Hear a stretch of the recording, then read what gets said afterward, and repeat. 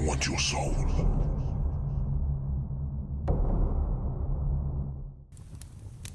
Home again, after a difficult but very rewarding day of convincing people not to give up on the gift of life. Richard Berner often had to deal with pretty stubborn suicidal people, but so far he had always been able to open their eyes to see all the beauty in the world and realize giving it all up was foolish. And the always classic suicide as a permanent solution to temporary problems was often pretty effective. No matter the cost, he couldn't let anybody in like his beloved Miranda. He just couldn't. He sat down in front of his computer and picked up the precious photo of her that he kept on his desk. He just contemplated it for a while. She always looked so beautiful with her long and soft hair, as black as night, and her glasses were a welcome bonus that made her even more adorable. Her melancholy smile was such a lovely view, but knowing its implications was downright haunting. In Richard's eyes, there was a mix of affection and contempt. How could that sweet creature be so selfish and insensitive and take the coward way out? Trying not to let those thoughts overwhelm him, he put down the photograph and turned on his computer, ready to continue his quest even in his free time by going online and encouraging sad people to think positive. In his recommended videos on YouTube, there was one with the interesting title, 100 Reasons to Stay. He watched it and didn't regret it one bit. It was a video made by the University of Oregon, where 100 students showed through signs their personal reasons to hold on to life. Some were pretty simple and even kind of humorous, like shopping, friends, or even a funny guy dressing like a pirate. Others were quite touching, like an always effective seeing the sun out after the rain. Richard gave the videos a thumbs up and went to check out the comments. Most of them were as uplifting as the video itself, but of course there always had to be a negative killjoy. One of the comments read, "This has to be the stupidest thing I've ever seen in my life. Not just the stupidest video, the stupidest thing in general. Seriously, have any of these dudes ever been suicidal in their pathetic lives? I don't think so. Someone who's experienced true pain and suffering would spit in their faces as soon as they gave their dumbass reasons to stay. Dressing like a pirate, wearing pink? Are you fucking serious? Do I even need to comment on that? If there's someone who should seriously kill himself, it's whoever did this video. Even that guy who tried to be deep by saying to feel better after feeling sad. How ridiculous. It's a good thing that cancer exists, or else we wouldn't have chemotherapy." Richard grimaced at the awful comment. He certainly believed the golden rule, don't feed the trolls, but he truly had to at least try something with that user. To him, he didn't sound like someone who just did this for attention, but as someone who genuinely suffered a lot made the mistake of feeding anger and hatred to his demons. So he began to type up a reply. "Now listen, kid. Instead of simply spouting your edgy emo BS to try to bring people down to your level and ruin a positive feel-good video that gives them strength, read the words of someone who's actually went through a lot, but still won't give up on life. Because yeah, I'm actually one who went through a lot of pain and misery, but I'm still here. I try to find something to cherish in every single day of my life and always look for happy moments to turn into happy memories. I've never even met my father. He abandoned me and my mom when I was an only child, leaving my mother all alone, broke, and depressed with a son to take care of. Of course, that made my childhood an unhappy one. My mother sometimes drowned her sorrows in booze, and I was often bullied at school. And as a teenager, I turned to alcohol myself. I only found the strength to give up drinking when my mother was on her deathbed. I held her hand as she was dying, knowing that I was going to be alone in this cruel world. Things seemed to look brighter when I met the girl who would eventually become my fiancée and the love of my life. And things looked incredibly bright for me and her right about the time we were going to get ready to have a family and have children. She sadly had some inner demons herself, and one day I came back home to find out that she had hanged herself. Yeah, I've lost someone to suicide, and you have no idea of how horrible that feels. Being abandoned by someone who you loved so much but was so ungrateful to prefer giving it all up, like a coward. But in spite of all that, Have I ever even thought of killing myself? No, not even once. Before Richard could finish his comment and publish the reply, his cell phone rang. The number was not memorized, probably some telemarketer, but he answered anyway. He enjoyed toying with them. Hello? Hey there, Richard. The other voice didn't sound like a telemarketer at all. In fact, there was something very sinister about it. Not only did the guy know his name and sound eerily familiar, but his voice also reminded him of the hiss of a snake that was toying with his prey before eating it. Who's this? Richard asked, feeling uneasy already. Oh, you don't remember your pal Jason? How unfortunate. You and we had a nice chat a few days ago on that suicide prevention hotline. You remember that? Oh, Jason, yeah. What a surprise. I remember you. How'd you get my number? Well, that's not important. What I really wanted to tell you is that you're full of shit. What are you up to right now? Spouting your bullshit on the internet? As if doing it on the telephone isn't enough for you? Oh, wait, I know. You're probably carrying on about all your insensitive feel-good crap to some poor guy, using all the shit in your own life in order to put yourself on a pedestal and sound like some sort of fucking guru. What is it this time? You missing your daddy? Your mommy? The substances you took? Your lovely girlfriend who couldn't stand to fuck you anymore? Oh, don't answer it. It's a rhetorical question. I know you're using all those reasons. Richard was dumbfounded. What are you talking about? How do you know all this? Don't you worry, Richard. You're going to find out soon. Jason hung up. Richard immediately tried to call his number again, but all he got was a voice, telling him that the number didn't exist. For what felt like hours, he could only remain as motionless as a statue, wondering if he was only dreaming and feeling question after question after question, cluttering his brain. Perhaps I am even more tired than I thought. Or maybe those years as a junkie and a drinker are showing their long-term effects? I can't be sure. With those thoughts frightening him almost as much as the strange call, Richard stood up to go to the bathroom and wash his face with cold water. And just as he was beginning to walk away from his desk, he noticed that his computer was turning off all by itself.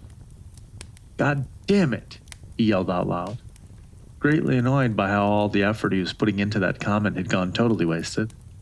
Not to mention that he had no clue of what could have caused that to happen. His computer had been working perfectly lately. But all that was nothing compared to the fact that, for probably a fraction of a second, Richard swore he had seen the face of a woman on the screen soon after it turned off. He had no time to see her well enough, but she appeared to have long black hair. I really need some fucking cold water, he said, and then he dashed towards the bathroom like a marathon runner. The splash of cool water on Richard's face felt pretty refreshing, just like washing away all the unhealthy tiredness. After drying all the moisture around his eyes, he looked into the mirror, expecting to see his perfect clone and check how healthy or unhealthy he looked. And there was indeed another Richard on the other side of the glass. But he was rather unfamiliar. The man in the mirror didn't follow Richard's movements. In fact, he didn't move at all. The reflection simply stood there, staring at him with a weird, somewhat disapproving look. He tried to make some movements to see if it was just some sort of an illusion, but it was really like the mirror had become some kind of picture of an angry and embittered Richard. No, it did actually make one kind of movement. His eyes and his head followed Richard if he tried to move away from that chilling stare. The reflection made sure not to break that unbearable eye contact, accusing the poor man of some terrible crime that he couldn't remember having committed. Richard frantically tried to wash his face again, but nothing changed, until he began to feel not only terrified but also physically ill. A weird sense of vertigo and dizziness completely overwhelmed him as the glass eyes of the angry mirror kept staring at him. The feeling kept getting stronger and stronger. By now, he was almost sure he was going to faint. What the hell? Richard yelled to no one while running out of the bathroom with his head between his hands. All the most unpleasant memories of his wasted years assaulted his brain as he hyperventilated and looked at the floor. He allowed dealers to do the most fucked up things to him so he could have a fix, stealing money from a girl he had passionately kissed, kicking an innocent child in the stomach because in his bad trip, he looked like a vicious monster. He needed to breathe. Inhale, exhale. What's done is done. The past is in the past. You wash it away, just like dirt on your hands. But what if it wasn't a stain that Richard was dealing with right now, but a scar? Maybe it was time to see the shrinks again. Make sure that this walk towards real sobriety had actually come to an end? No, he still roughly believed that psychiatry is a dark abyss that will eventually engulf you completely and prevent you to escape, to be yourself, to see the real beauty of the world. That's it. All he needed was a good rest. Loving his work as much as he did was a double-edged blade. He didn't always realize how exhausting it could be. Richard walked to the kitchen to make himself some chamomile tea, something much more effective than those brain destroyers that the men with white coats and no heart in their chests used to give him. And as he put the water in the kettle, he made a plan for the following day. No morning jog this time. After those events, perhaps it was truly wise not to be so religious about it. And of course, he needed to contact the technical support about what happened to his computer. When steam began to come out of the kettle, Richard began to pour it in a cup. But despite how carefully and delicately he did that, some of the boiling water still managed to get on his hand. He barely avoided letting the kettle fall down. The pain was surprisingly intense. Like most of the hot water had actually gotten on his skin. But the weirdest thing was how he didn't even see the water going the way it wasn't supposed to go. But trying to question all that was hard, because his mind was being invaded by a raspy female voice, yelling something about a dirty shirt. And then, he saw himself as a little boy again. He felt some sweet taste of marmalade in his mouth, but its sweetness was being ruined by the fear and guilt that the loud voice induced. Can't you be more careful, you little shit? Now look at what you've done to your new shirt. It's all full of that fucking marmalade. I'm sorry, Mom. It was an accident. Sorry? An accident? Yeah, just like this, isn't it? Richard's mom then took a kettle and aggressively poured some really hot water on his arm, causing him to scream and sob. Sorry, Richard. It was an accident. The mocking tone of the sentence added anger to the mix of Richard's emotions. But then he thought about it. Inhale, exhale. What's done is done. The past is the past. His mom made a lot of mistakes, but she still brought him to life and raised him. And there were also good memories of her, like when she bought him a brand new miniature train after breaking the first one in a fit of rage, or her heartfelt apologies when she knew she was going to die soon. To err is human, and to forgive is divine. And for that reason, Richard felt close to deification.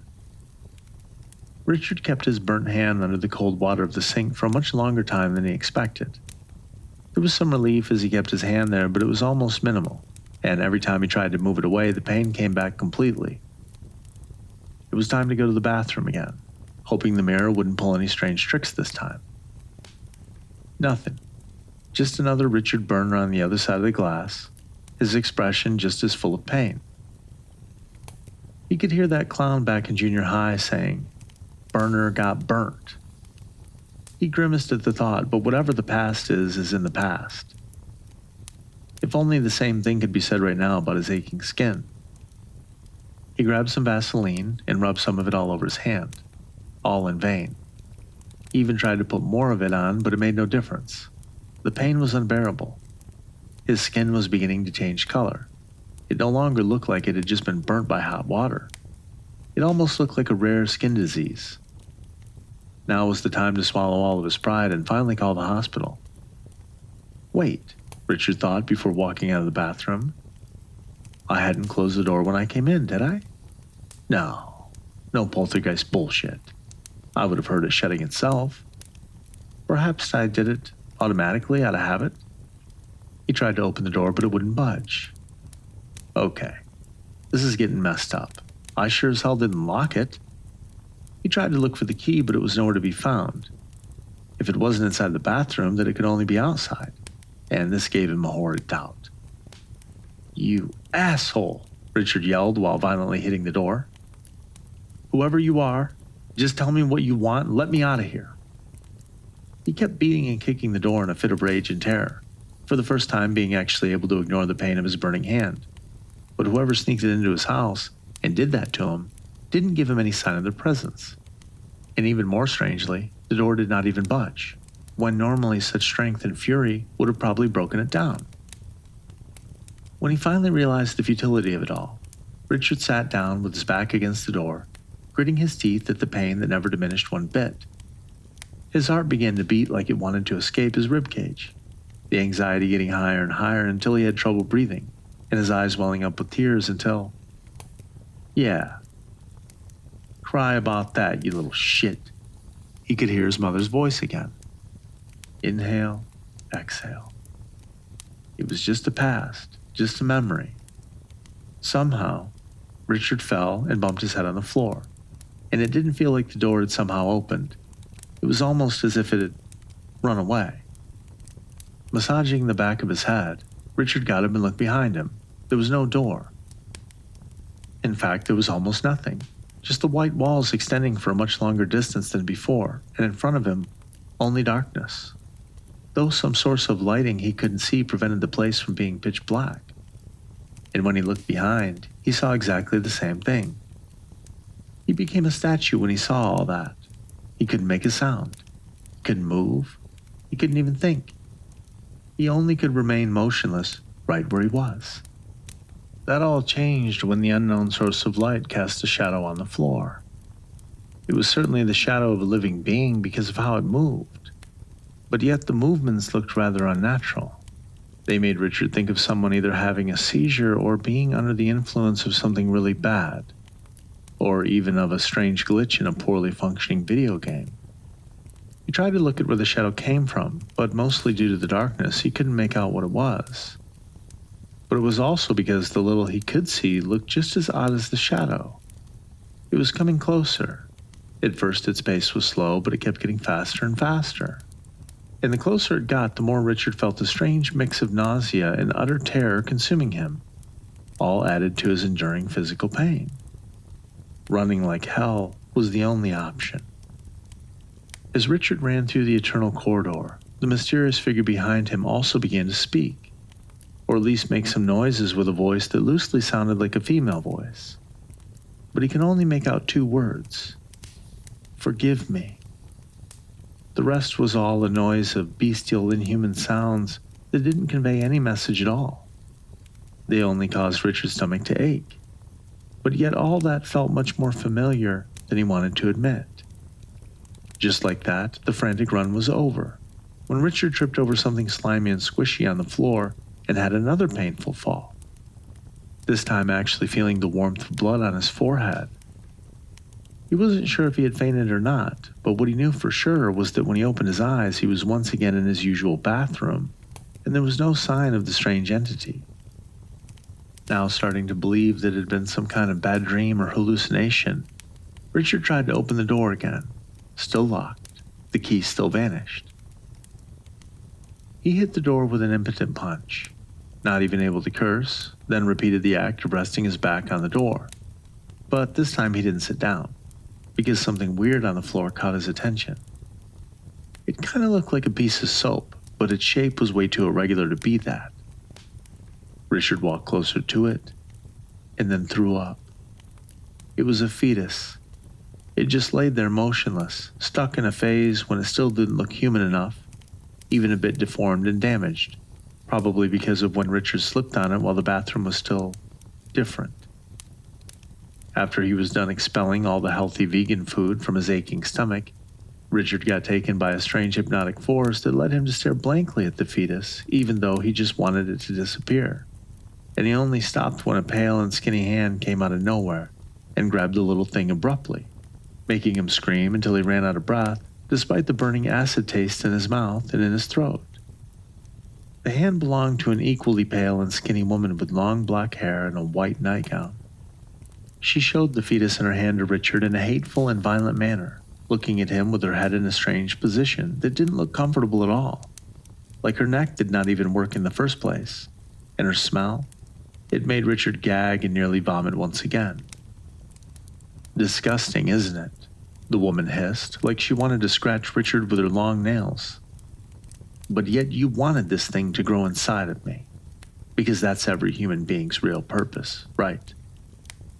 Producing these abominations so they could proceed the cycle of pain and sorrow that we call life. You wanted to condemn another soul to exist so you could feel proud of yourself and fight your foolish fear of dying through some stupid nonsense like leaving a legacy behind." As she spoke, Richard realized how eerily familiar her voice sounded, and after that he began to see her nightgown in a different way. It reminded him of that fateful night he realized he had to go on a crusade against the demon of suicide. "Miranda?" The woman grinned from ear to ear without showing any real joy and grabbed her own hair with her empty hand, putting her head in a more natural position. And as she did so, her useless neck made a loud and horrid cracking sound. "I'm home, honey," she said maliciously. Before Richard could say or do anything, Miranda grabbed his head with unexpected strength and speed and shoved the dead fetus inside of his gasping mouth. Then her abnormally strong hand took his jaw and forced it to bite the dead creature's head off.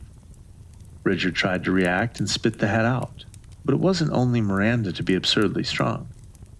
He was also somehow weakened by her presence alone, so all he could do was feel the slimy little head being forced down his throat, spreading a foul taste all over the inside of his mouth and making him gag. But he couldn't even regurgitate that infernal mouthful. Miranda threw the decapitated body of the baby in the toilet and flushed it down, while Richard kept coughing and gagging without having the catharsis of throwing up. "You keep calling me selfish for leaving this wretched world behind," Miranda yelled, as if it wasn't selfish not only to throw another soul into existence, but also to want me to keep suffering, just so you could keep me in your miserable life. "Hope you enjoyed your meal, you asshole. It was just an appetizer." Richard couldn't respond to her tirade. He could only choke up and sob, no longer knowing what part of his body or soul was hurting more. Miranda looked at his healthier hand massaging the still burning one. Then she came closer and said with a mock maternal tone, "Aw, poor baby. Looks like you hurt your hand. Hang in there. I'll take care of it." She gently took the aching hand and brought it closer to her face. Then she opened her mouth and stuck out her tongue, about to lick the point where the skin hurt, like she wanted to medicate it, like an animal would do. But it didn't get to that. As soon as her dead tongue touched Richard's hand, he screamed. Her tongue was like acid. His skin burned way more intensely as the moist muscles caressed it, and he could feel that the surface of his hand was beginning to erode slowly, until it would eventually reveal the bones underneath. As Richard kept screaming much louder than he thought he could ever scream, Miranda began to fade away, cackling with sadistic pride at what she had just done, until her ex-fiancé was alone again, with his excruciating pain. When the woman was gone, Richard got up and tried once again to use some medicine, or whatever he could find, but nothing helped. Oddly enough, now that the pain was particularly intense, Richard found it a bit easier to get used to it, feeling little more than numb by now as he walked to the door again to check if it was still locked, which it was. "You certainly heard this before, but I'll tell you anyways because of how true it is. Suicide is a permanent solution to temporary problems," he heard out loud. It was Richard's own voice speaking, but it didn't come from his mouth. In fact, that sound didn't seem to come from anywhere. "What? Who's there now?" he said with his actual voice while looking around himself. Another voice then said, "Yeah, I did hear that before." Now the voice sounded like it came from a telephone. The tone was dejected and hopeless, and it sounded very, very familiar. "Shane," Richard exclaimed, now remembering a conversation he had with a severely depressed young man. He never heard from him again, after apparently touching him with his favorite encouraging speeches, so he had only hoped for the best until now. Richard kept looking around to see where the dialogue from the past could come from, but he found something quite different when he eventually looked at the bathtub. It was full of water now, a deep red water, and in the water there was a horribly pale naked man. The red coloring the water coming from deep cuts in his wrists, but yet the man didn't show any pain whatsoever. In fact, he stared at Richard with a mocking and somewhat satisfied grin. His whole body was full of scars, tattoos, and piercings, and his head was completely shaven, as if he had chosen to ruin his body in every possible way in order to make his outside appearance suggest all the pain inside of him. "Problems may be temporary," the man in the bathtub said with a voice that Richard recognized as that of Shane. "But they keep coming back, again and again, unless you make them stop, like I did." He showed off his sliced wrists with the biggest pride, a gesture that led Richard to find out that he still had the strength to scream. Both Shane and the red water vanished like they had never been there at all, the only noises in the bathroom now being Richard's panting and whimpering. But soon his own voice from the past spoke again. "With all that my mother did to me, me and her were still at peace when she died, and I miss her with all my heart. And believe it or not, you'll miss your father too. I know that he's making you suffer for any excusable reason, but it's still thanks to him that you're alive. You are the maker of your own prison, and forgiveness is the only way out." He remembered that when he said that, he was talking to Wesley, the son of a preacher. His father had kicked him out of the house after physically assaulting him because his son had confessed that he was gay. That was also one of Richard's failures, because eventually the news revealed that he had shot himself in the heart after brutally torturing and killing his father with a drill, mercilessly aiming at all the sensitive spots of the tied preacher. Before drilling into his skull, a scene that still made him sick when he tried to imagine it. "Really?" Wesley's voice yelled from behind Richard before a strong hand punched him in the back of the head. When Richard found the strength to look at where the blow came from, he saw Wesley just as he remembered him from when he learned of his fate on the news. A pretty handsome young man with very long and perfectly smooth blonde hair. Someone who would have actually looked beautiful as a woman. But his skin was so pale it could have been made of snow. There was a bloody hole right where his heart was, and he looked at Richard with the most spiteful look that could possibly be imagined. "Forgiving your cunt mom was not enough for you? You even had to convince everyone else to fuck up in the same way? I bet you acted all sad and mopey, but in fact you were feeling patronizing and smug when you heard the news. Didn't you, you motherfucker?" Wesley pointed at a large scar he had on his cheek that Richard almost hadn't noticed, as a result of how blinded he was by terror. "You see this? You think I did this to myself? Well, that's wrong. My monster dad did it with a kitchen knife after I told him the truth, and you even said it wouldn't be good in the end to hurt the bastard, just as he had hurt me, or even before. But guess what? Drilling holes all over his body felt wonderful. And if I shot myself, it wasn't only because I was already sure they'd catch me, but because I would have had to deal with so many idiots trying to convince me that what I had done was wrong when it actually wasn't. No, I wasn't going to take any more bullshit." Wesley violently grabbed Richard's neck and brought his face closer to his own. His hand was colder than ice, and that fetid smell was even more overwhelming at such an uncomfortable distance. "The real prison for me was this fucking world you love so much, and the only way out was death. And it's time for you to stop trying to prevent innocent souls from escaping the torment with your horrid ignorance," Wesley growled. He slammed Richard's head against the wall. The impact hurt so much it nearly made him forget the melting skin on his hand. But yet some kind of miracle or curse prevented him from losing consciousness or even dying. The bump still left him rather dizzy, and the pain was infernal, both the physical pain and the pain he felt in his heart.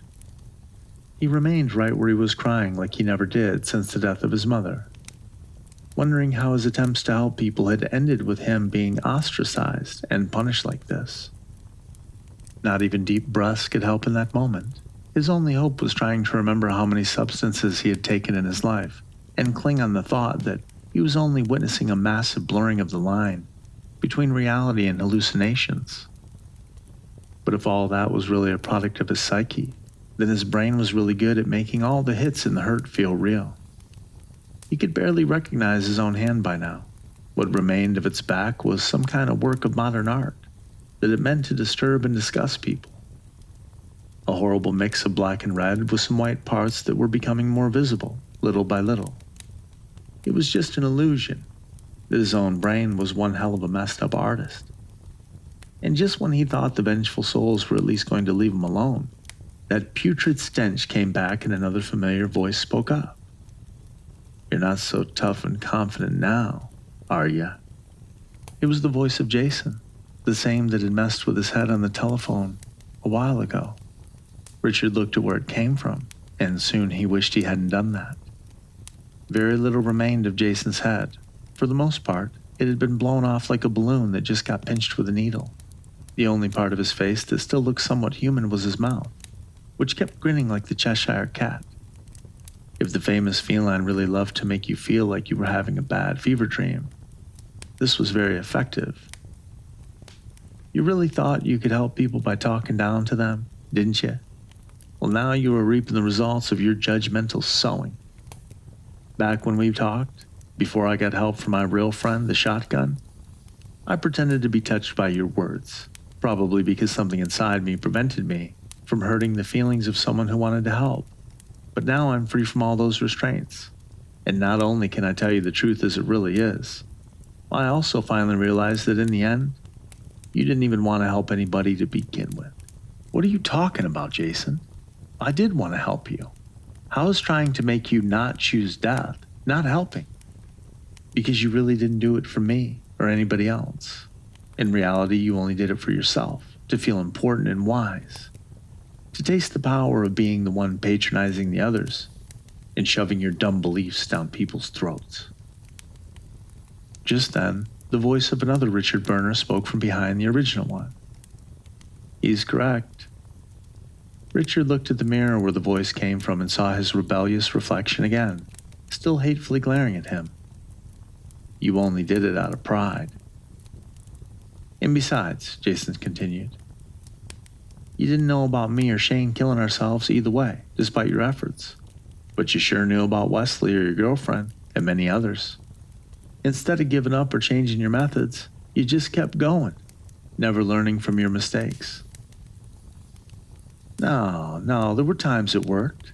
There were also people who thanked me for what I did for them. Ha! Just as I suspected.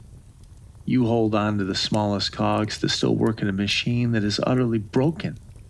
So much shit happens in our world, but some things that don't have such a great impact on our lives are beautiful, so our world is wonderful. Humanity keeps showing what a tragic misstep in evolution it is, but there are still some people who said some good words, or made some great work of art that didn't stop world hunger or anything like that. So humanity doesn't suck, of course. A few idiots among those who still killed themselves after hearing your bullshit are now happy-go-lucky, so your methods must work. I get it. Well, if that's all true, then we wouldn't have come to visit you. Don't you agree? Everything now except for Jason and Richard disappeared. The whole bathroom got replaced by a black empty void. But little by little that emptiness got filled by all the dead people who had previously come to torture Richard. Miranda, Shane, Wesley, and many other pale and deformed people joined them. So many methods of suicide could be seen right on those angry souls. One was still wet from drowning himself. One was all crooked as if a train or another fast vehicle hit him. A woman looked fairly normal, but she held a pill container like it was very dear to her. They all stared at Richard with a look of hate, pointing their fingers at him and yelling any demeaning word that could possibly be spoken. Egotist, ignorant, bastard, parasite, narcissist. Burner got burnt. It never seemed to end. The humiliations just kept going while Richard's hand at all the points where he had been hit kept hurting without any sign of relief. The awful taste of the fetus head invading his mouth again, over and over. No use inhaling or exhaling this time. The past is still here. You don't simply wash it away like the dirt on your hands, he thought. Richard's scream actually covered all the other voices. He grabbed his own hair and looked at the sky while consuming his lungs, and after that he banged his head on the black floor and simply stopped moving, like he had turned into some kind of statue, a statue that the sculptor made in order to represent a feeling of total defeat and helplessness. Yet the humiliations didn't stop there. only instead of insults there was laughter and nasty jokes. Without raising his head, Richard managed to say something with a raspy and tired voice. "What is it that you want from me?" And Miranda answered his question. "Our deaths ended all of our sufferings, for the most part. Before we can finally be free and let the void take us in its warm embrace, there is still one last thing that we must do, and that is punishing you for your arrogance and shallowness. It's not what you call pessimists that really contribute in keeping the world a horrible place. It's really people like you, Richard. Deluded morons with such a major Stockholm syndrome for the prison that we have to call Earth or life." This time Richard looked her right in the eye, showing his swollen red retinas and the visible tracks of his tears. "Well, haven't you punished me enough by now? How long do you have to keep making me suffer?" Miranda smirked and paused before she answered. "Until you die, Richard." A light suddenly appeared in the pitch-black darkness. It showed some kind of altar, and there seemed to be some small object on it. Richard walked closer and realized what it was. It was his gun. The gun he had bought a long time ago, taking advantage of his rights as an American citizen, so he could feel safer in his own home, was now telling him exactly why it was there, even though it didn't have a mouth or a brain. "Choice is yours," Wesley said. "You can do it now, or you can let us stay here and keep you company until you die of starvation or some other more painful cause." Richard picked up the weapon. "The void. So there is no such thing as an afterlife?" "We don't have to tell you more," Shane answered. "If you want to find out, just pull the trigger. Or maybe you're so badass that you prefer to keep living regardless what awaits you, and endure what we have for you like a punching bag." Richard took a long look at the crowd of dead people, deriding him like an audience watching a terrible clown who still entertains them by letting them mistreat him as they please. He took another long look at the gun in his hand.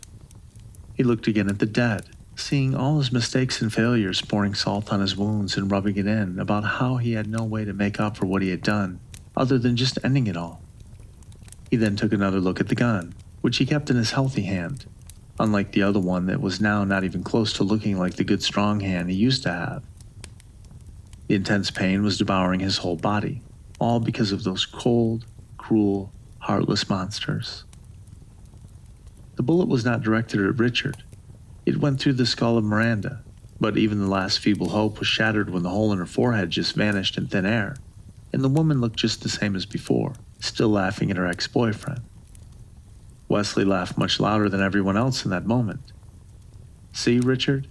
Now you know how it feels to be impotent, to be unable to get revenge, and not just a petty little vengeance. Oh, no, no, no.